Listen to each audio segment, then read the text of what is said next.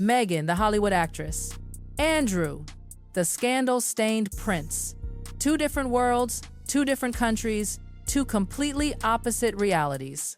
A Hollywood set and Buckingham Palace should have never collided in the same universe, and yet this rumor, this one persistent rumor, just refuses to die. That Meghan and Andrew knew each other long before Harry ever showed up. Since 2012, same parties, same circles, same yacht scenes, same elite gatherings that no outsider magically falls into. So what's the truth here? Did Meghan actually meet Prince Andrew before Harry ever entered the frame? And bigger than that, if she did know him, then why is the lie safer than just admitting it? Let's get into it. Boys wanted to call Meghan in the Andrew case. So there's lots and lots of circumstantial evidence, as you say, of all these connections, and it's just trying to prove them. There was this tiny moment in Meghan's Oprah interview, one of the rare times when she actually admitted something openly, that she already knew Princess Eugenie even before she met Harry. And honestly, that detail alone shakes the entire foundation of the "I knew nothing about the royal" story she keeps repeating. Because if you know a member of the royal family, especially that closely, then obviously you'd know at least something about that family. You'd recognize faces, right? Especially the faces of the people your friend grew up with. But according to Harry's book Spare, Meghan supposedly had no idea who Prince Andrew was when she first saw him. She apparently thought he was the Queen's assistant. The Queen's assistant. And the way Harry wrote that line feels strangely defensive, almost suspicious. Like they already knew this would raise eyebrows and needed to quickly plant their version of the story. But you know what? There's a reason people don't buy that explanation. Because the story doesn't start with Harry. It starts with someone else entirely. Someone who opened all the right doors at exactly the right time. Eugenie was very close to Meghan Markle here, and Meghan Markle would spend a lot of time in New York. Well, Eugenie was there as well. That year changed everything for Meghan Markle. That's the year she met Princess Eugenie, and not through Harry, not through royal events, but through a fashion designer named Misha. Misha wasn't some casual designer struggling for clients. She was extremely well connected. She had been friends with both Princess Eugenie and Princess Beatrice for over a decade. Deep friendships, not surface-level interactions. But here's where it gets even more interesting. Eugenie didn't just stay in London those years. From 2013 to 2015, she was living in New York, working at Paddle 8, the art auction company owned by Misha's ex-husband. Meghan was filming Suits in Toronto. Eugenie was in North America too. Both young women, both moving in the same upper-tier circles, both connected through Misha, both running into the same friends, same events. The timeline doesn't just overlap, it overlaps perfectly. And during all of this, Meghan expects everyone to believe she had no idea who Eugenie's father, the extremely photographed Prince Andrew, was. It's impossible. Absolutely impossible. Because from 2013 to 2015, the York family was everywhere. Every magazine, every online publication, every paparazzi shot. Andrew with Eugenie, Andrew with Beatrice, Andrew smiling, waving, walking at events. If you were friends with Eugenie during those years, Andrew's face wasn't something you could avoid. It was everywhere. One simple Google search of Princess Eugenie would have thrown Andrew's face directly at you. So how does Meghan explain that she recognized absolutely no one? That she stayed friends with a princess for almost 3 years without once wondering about her father? Without once Googling her name? The claim doesn't just sound strange, it sounds deliberately unbelievable. Unless, of course, she had a reason to pretend she didn't know. But that reason becomes clear when you look at another woman connected to this entire puzzle, Sarah Ferguson, Duchess of York. Eugenie and Beatrice's mother. In the early 2010 seconds, Sarah was drowning in negative press, a humiliating scandal where she was allegedly caught trying to sell access to Prince Andrew for money destroyed her reputation. She desperately needed help repairing her public image. So she hired an extremely powerful PR agency, one of the most elite crisis management firms in the world. They're the kind of agency that handles A-list clients only. They cleaned up Sarah's image, rebranded her, controlled the press, and even arranged an Oprah interview for her apology tour. Yes, Oprah. The same Oprah who later interviewed Meghan. And here's the part people don't talk about enough. Meghan Markle began working with that same PR agency around 2013, the same year she met Eugenie, the same year she entered that circle, the same year Sarah Ferguson was also being represented by them. Now think, who was Meghan back then? Sixth on the cast list of a cable network show. Not a Hollywood star, not an industry icon, not someone who usually gets a high-powered PR firm like that. So who paid for it? Who sponsored it? Why did they take somebody of her level? Unless there was a bigger plan. Unless someone inside the royal adjacent circle wanted Meghan's image handled by the same professionals. Unless her rise wasn't as accidental as she portrays. And the connections don't stop there. For years, Meghan has been tied to rumors, whispers about elite gatherings, yacht parties, wealthy circles full of powerful men. No concrete proof. But the rumors keep resurfacing. And you know how it goes. When the same allegation emerges from different places, different countries, completely unrelated sources, people start to wonder. In 2020, a newspaper reported that a prominent journalist claimed Meghan likely met Prince Andrew through mutual elite acquaintances before she even met Harry. That alone challenges the entire "I was just an innocent outsider" narrative she built. And Harry's memoir went out of its way to insist she mistook Andrew for the Queen's assistant. Why that story? Why that detail? Why that unnecessary moment in the memoir? Because it reads like a preemptive explanation, like they knew people would connect the dots and needed to give the public a prefabricated excuse. But it doesn't pass a basic logic test. You don't remain friends with a princess for years and stay clueless about her family. You don't hang out in overlapping elite circles without knowing who the people are. You don't fail to recognize one of the most public royal figures in the country, unless you're hiding something, unless the act was necessary.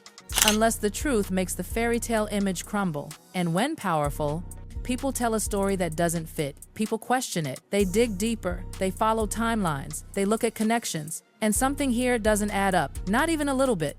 Because truly, something about this entire story feels staged, rehearsed, almost too carefully packaged. Like, someone wanted the world to believe Meghan was this clueless outsider who just stumbled into royalty with wide, innocent eyes. But when you peel back the surface, none of it feels accidental.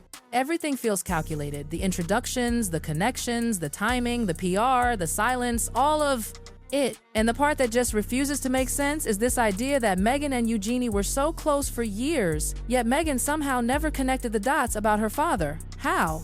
Eugenie is not some unknown woman living in private. She's the Queen's granddaughter. Anytime she breathes, there's a headline, a photograph, something, and Andrew was always right there beside her.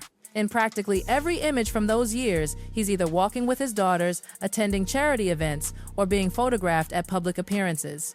His presence was unavoidable. You didn't have to look for him. He was already everywhere. So how does someone claim they knew nothing?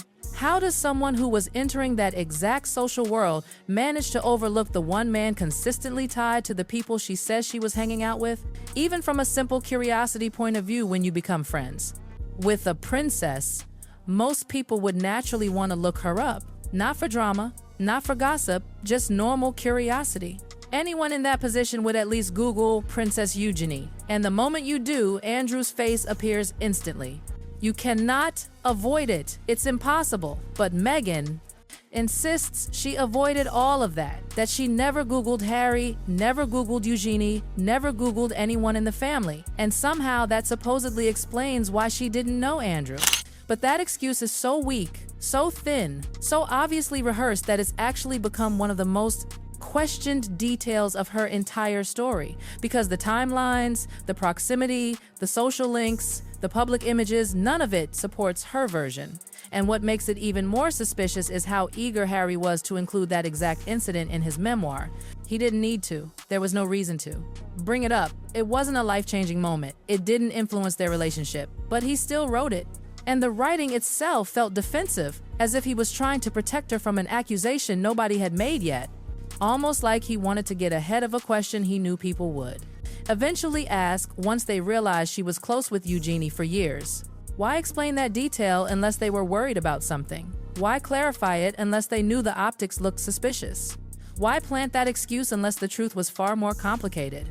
And the truth everyone keeps, circling back to the truth that keeps haunting every timeline, every rumor, every connection, is that Meghan's world in those years overlapped heavily with Andrew's. Whether through Eugenie, through Misha, through elite gatherings, or through the PR ties to Sarah Ferguson, everything loops back to the same cluster of names. Even the PR agency, that part is huge. because those firms don't take on unknown actresses for free. Someone pays, someone sponsors, someone recommends.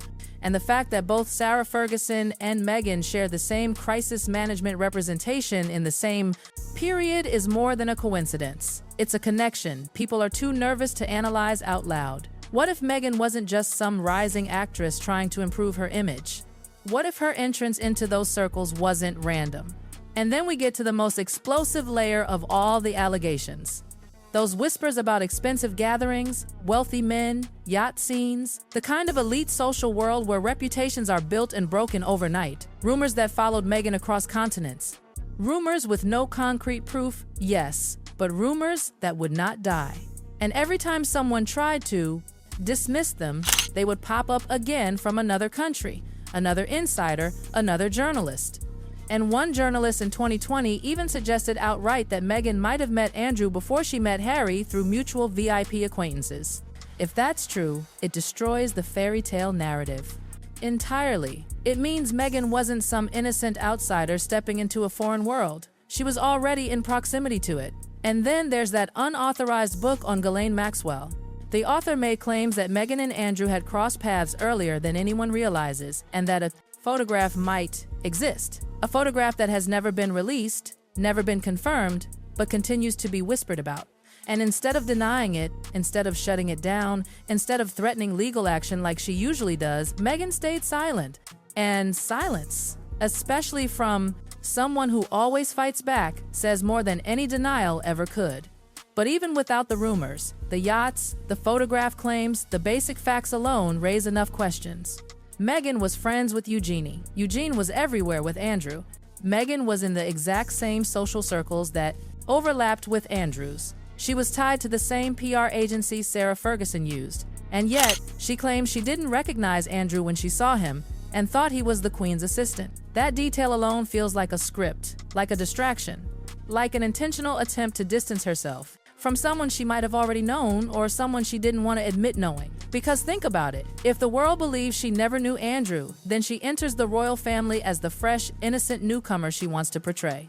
But if she admits she was already connected to that, then everything changes. Every assumption changes. The narrative of the outsider collapses. And suddenly people start asking harder questions. Maybe that's why she had to pretend she didn't know. Maybe that's why Harry added that detail.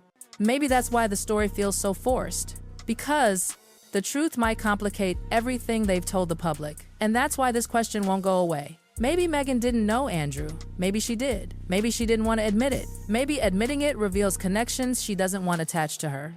But until she explains how someone can be friends with a princess for years and never recognize her father, a father photographed non-stop, people will keep questioning it because nothing about her story lines up. And when timelines don't make sense, people keep digging. What do you think?